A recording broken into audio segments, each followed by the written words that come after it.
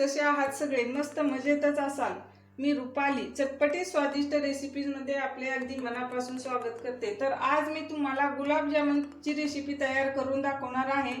ही recipe पटकन तयार होते। चला तर मग आपण पटकन रेसिपीला सुरुवात करूया। इथे मी गुलाबजामुन हे गुलाबजामुनच्या प्रीमिक्स पासून तयार करून दाखवणार आहे। त्यासाठी इथे मी 200 ग्रॅमचे एक पॉकेट घेतले आहे गुलाबजामुन प्रीमिक्सचे।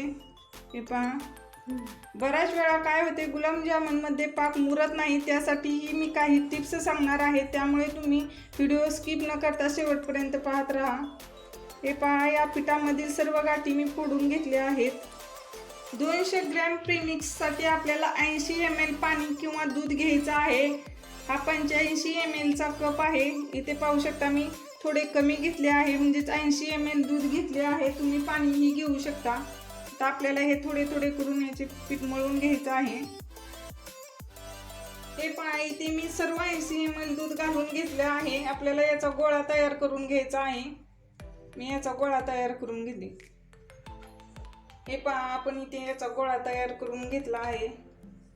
मस्त झाला आहे। आता याच्यावरती झाकण ठेवून 10 मिनिटं आपण हे पीठ असे सेट होण्यासाठी ठेवून देऊया।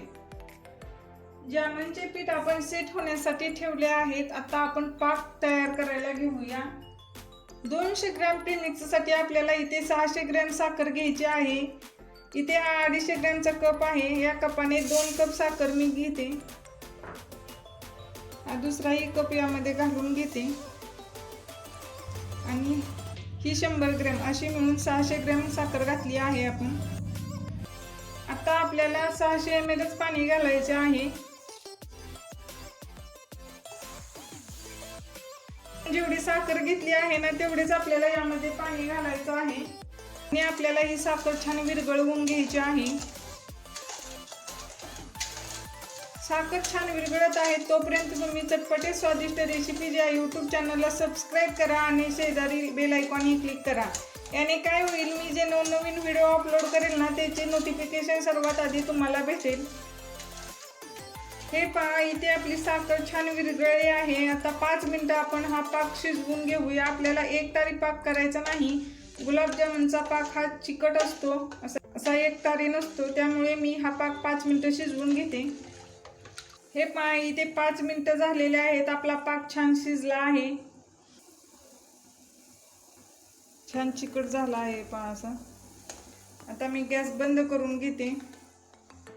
इथे मी 1 चमचा इलायची पावडर घेतली आहे, यामध्ये घालून घेते। तुम्ही केशरही वापरू शकता। छान ढवळून घेऊया आणि यावरती आपण झाकण ठेवून घेऊया। आपल्याला पाक पूर्ण थंड करायचा नाही, अगदी कोमट असला तरी चालेल। आता आपण जामुनच्या गोळ्या तयार करायला घेऊ। पाक तयार होईपर्यंत आपले पीठ ही छान सेट झाले आहे।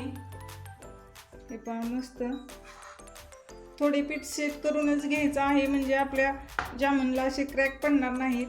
आता आपण याच्या गोळ्या तयार करून घेऊया। 200 ग्रॅम प्रीमिक्स मध्ये आपले 40 जामुन तयार होतात। हे पहा, आणि अगदी सहज होतात। अशी दाबून गोळी तयार अजिबात करण्याची गरज नाही। मस्त एकसारखी गोल तयार करून घेऊ। हे पहा, अशी गोळी तयार करून घेतली आहे। अजिबात कुठेही क्रॅक पडला नाही। जास्त मोठी ही गोळी तयार करायची नाही, ती तळल्यानंतर आणखीन फुगते। हे पहा, आता मी हे ठेवून देते आणि अशा प्रकारे आपण जामुनच्या गोळ्या तयार करून घेऊ।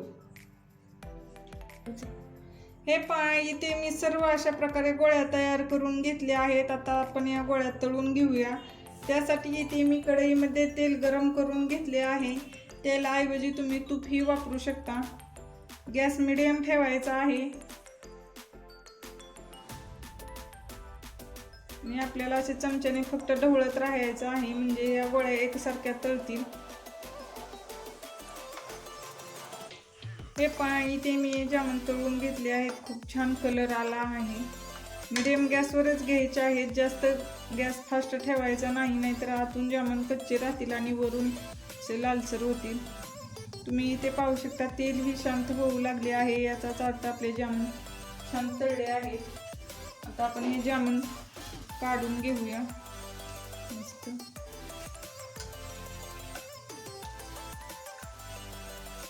थोडे लालसर झाले की मी हे जामून काढून घेतले आहेत, कारण हे जामून आणखीन थंड झाल्यावर याचा कलर चेंज होईल. तर हे काढून घेऊया आपण. आणि अशा प्रकारे मी सर्व जामून तळून घेते. हे पहा, इथे मी जामून तळून घेतले आहेत. गरम जामून गरम पाकातच घालायचे आहे. कोमट आहे पाक. पाक जर थंड झाला तर तुम्ही नंतर थोडा पाक कोमट करून घेऊ शकता. आता यामध्ये घालून घेऊया आणि छान मिक्स करून घेऊया. आणि आता आपण राहिलेले जामून तळून घेऊया. हे पहा, अशा प्रकारे मी दुसरी ही बॅच तळून घेतली आहे. तर काढून घेते.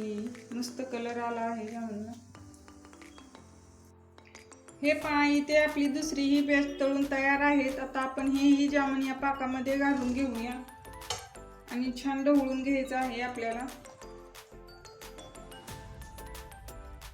हे पहा, इथे मी जामून छान ढवळून घेतले आहेत. आता आपण यावरती झाकण ठेवून घेऊया आणि 20 मिनिटं हे जामून असेच पाकामध्ये मुरवत ठेवूया, म्हणजे जामूनच्या आत पाक छान मुरेल. हे पहा, इथे आपले एकदम परफेक्ट असे गुलाबजामुन बनवून तयार आहेत. तुम्ही पाहू शकता जामूनच्या आतमध्ये पूर्ण पाक मुरलेला आहे.